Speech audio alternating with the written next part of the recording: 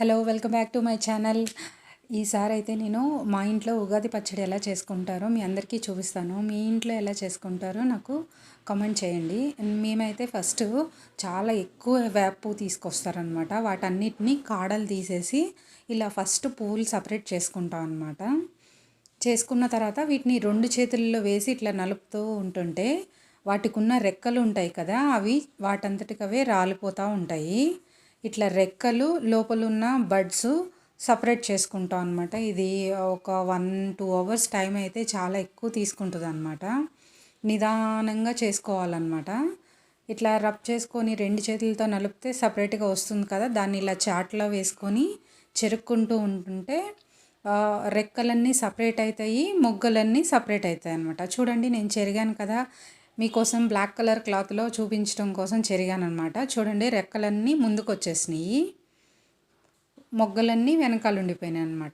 ఇలా సపరేట్ చేసుకుంటే ఒక కప్లో తీసుకొని మీరు 1 డే 2 డే ఫ్రిడ్జ్లో కూడా స్టోర్ చేసుకోవచ్చు అనమాట. ఎప్పుడు కావాలంటే అప్పుడు పచ్చడి కలుపుకొని వీటిని వేపపువ్వు పచ్చడి వీటిని పైన జల్లుకొని తినొచ్చు అనమాట. మొత్తం కలిపేస్తే ఏమవుతుందంటే చేదు వస్తుంది. అందుకని బెల్లం తురిమి పెట్టుకున్నాను, అరటిపండు పండింది బాగా కట్ చేసి పెట్టుకున్నాను, మామిడికాయ ముక్కలు, కొబ్బరి ముక్కలు అండ్ పుట్నాల పప్పు కూడా వేస్తాను అనమాట. ఫస్ట్ చింతపండు రసం ఇలా చిక్కగా తీసి పెట్టుకొని అందులో తురిమిన బెల్లం వేసుకొని కొంచెం షుగర్ కూడా వేసుకొని బాగా బెల్లం కరిగే వరకు చింతపండు రసంలో బాగా కలుపుతాను అనమాట. తర్వాత ఈ అరటిపండు బాగా పండిన అరటిపండు ఏది ఉందో అది చింతపండు రసంలో పిసుకుతాం అనమాట.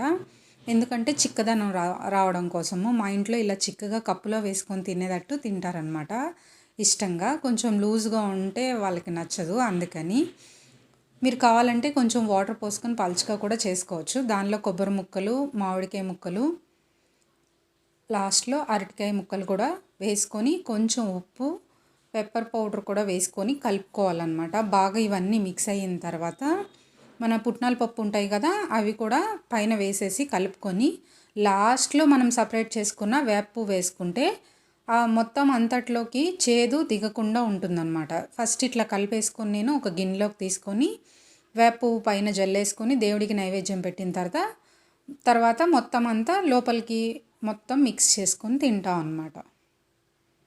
చూడండి, నేను ఇలా కొంచెం వేసాను కదా, అలాగా అంతే రెడీ అయిపోయింది. మీ ఇంట్లో ఎలా చేసుకుంటారో తప్పకుండా కామెంట్ చేయండి.